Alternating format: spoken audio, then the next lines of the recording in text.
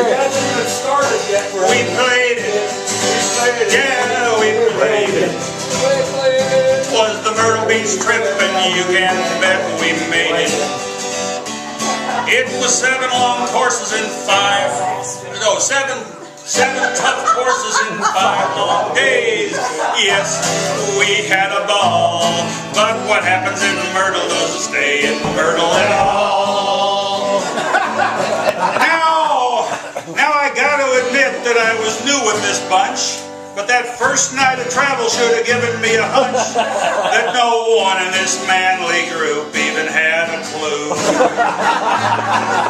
Well, who flies on a plane that leaves at 1 a.m.? That is, boy, that sure was fun.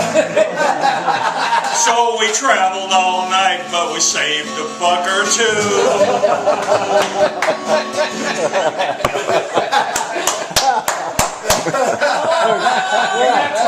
Buzz was telling me how much money we saved. It was like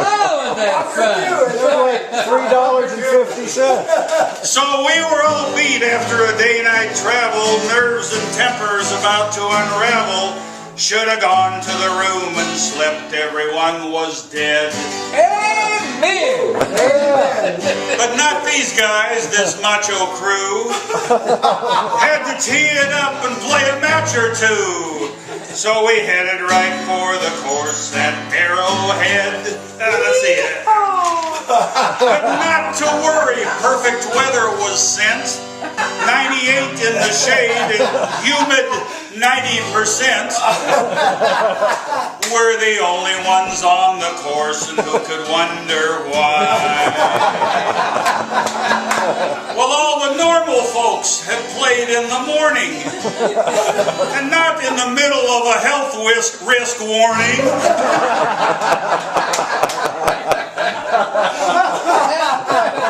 It saved a buck or two, though. It's no wonder Georgie looked like he's about to die. Now I know you're thinking this sounds like a joke, but George ain't laughing. He's got heat stroke. And to make things worse, he's 3 down after 9. Now you'd think that the guys would have cut him some slack. You'd be right. An extra pop for George on the back. It didn't help, and all he did was whine. We played it. Yeah, we played it. Was the Myrtle Beach trip, and you can bet we made it. It was 7 tough courses in 5 long days. Yes, we had a ball, but what happens in Myrtle doesn't stay in Myrtle at all. Here you go, Larry. You asked for it. Then the very first morning after taking a shower, I opened the door and got a Larry glower. Yes.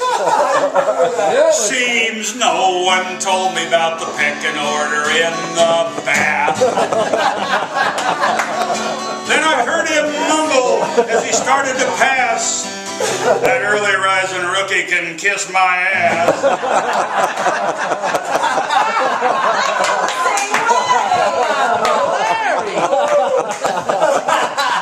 There's nothing like a 6 a.m. dose of Larry's wrath. Well, the first night's dinner was at a seafood joint.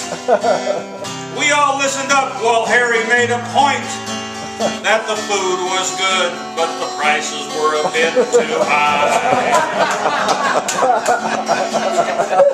Well, he ate alone in the room on the second night. Said the Honey Nut Cheerios tasted all right. Washed it down with the gin and tonic, then nighty-bye. Well, to say Harry's cheap is to understate it. As the writer of this song, I can't overrate it. And why he plays Pro V1s, I don't understand. With as many balls as he hits in the drink, I guess he just never stops to think that a year's supply must cost almost $1,000. We made it. Yeah, we made it. It's the Myrtle Beach trip, and you can bet we made it. 'Twas 7 long courses in 5 long days. Yes, we had a ball. And happens in Myrtle doesn't stay in Myrtle at all. Anyway, back to dinner, and the group all chose to try a place we'd seen by the name of Flo's. We were seated and then ignored like we weren't there. So we left and found Divine's House of Fish. Divine's Fish House, right? Yeah. The special sea bass was the featured dish, and the separate checks just made it more than fair. We left George alone on Tuesday night for his phone interview so he could get it just right. And every day he begged for a few more strokes. And I almost forgot, he's quite the storyteller. And at least he thinks he's a funny feller. I got the biggest kick watching him laugh at his own jokes. And then there's that old bald geezer named Van, who talks all the time just because he can.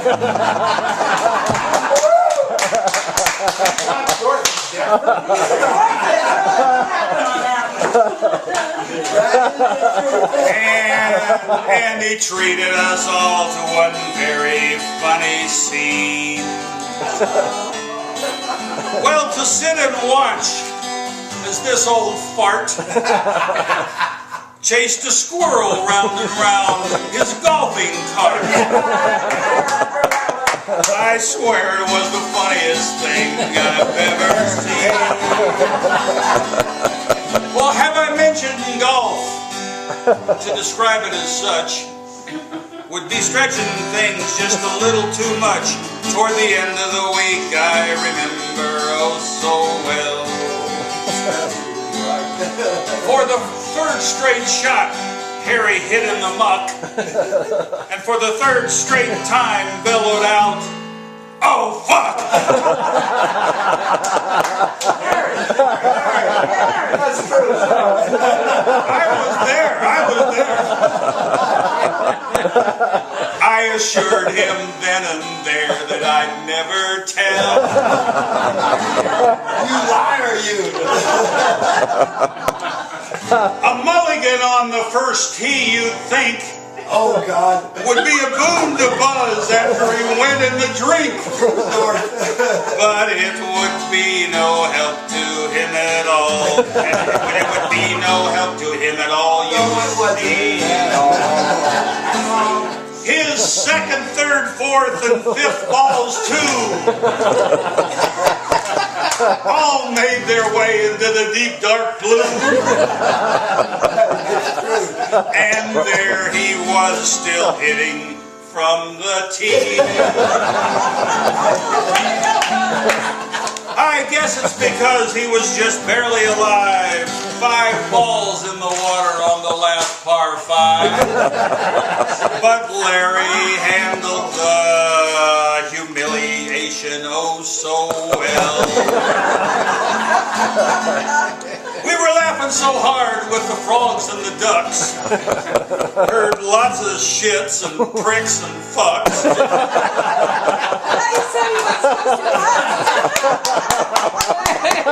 Perfect. Then he scowled and told us all to go to hell. We made it. Yeah, We made it. But the Myrtle Myrtle Beach trip, and you can bet we made it. It was 7 tough horses and 5 long days. Yes, we had a ball. But what happens in Myrtle stays in Myrtle at all. Well, Cal played pretty well until late in the trip when he encountered a trap that he just couldn't whip. He finally just gave it up. It brought him to his knees. And he and Georgie played cribbage each night. The two of them were really quite a sight. Cal all dressed up and Georgie in his BVD.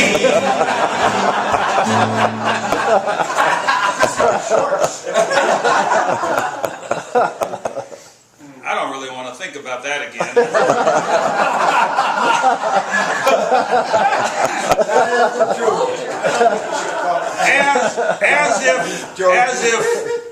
As if 18 holes of this kind of fun just wasn't enough to fulfill everyone. For 2 of the days, Cal added a grueling 18 more. No day at the pool, afternoon. No day at the beach, afternoon at the pool. Let's play some more golf since it's nice and cool. It was Golf Survivor and it laid us on the floor. From Arrowhead, TPC, and Kings North to Polly's Island, back and forth, we went to make sure no tea times were unused. From Caledonia, which was more than grand, to True Blue, where there was miles of sand, we finished up at more than we were abused. Larry frequently referred to Cal as a prick.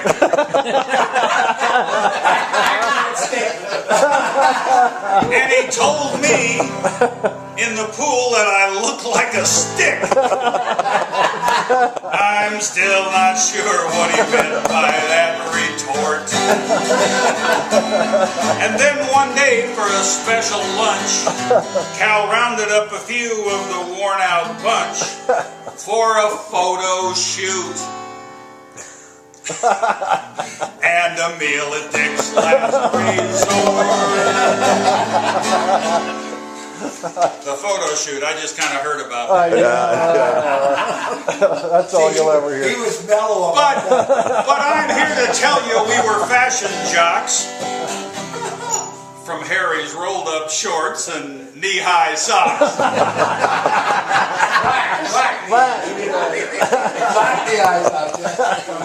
To the plaid and yellow shorts on Roger and me. And then there's no doubt that our image was hurt by the nasty stain on Cal's brand new shirt. And by Larry in the middle of the fairway taking a pee.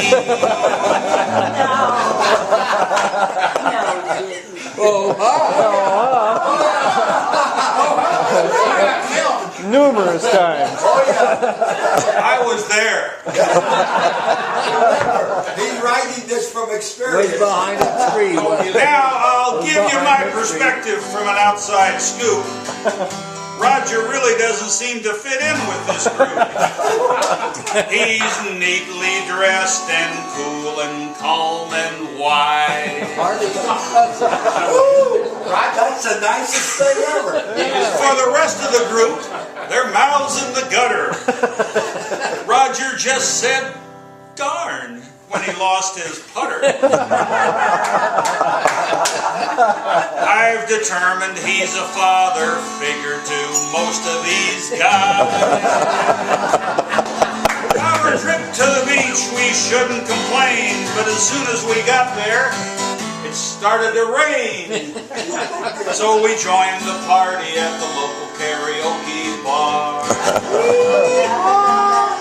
Our brown-eyed girl brought the place to tears.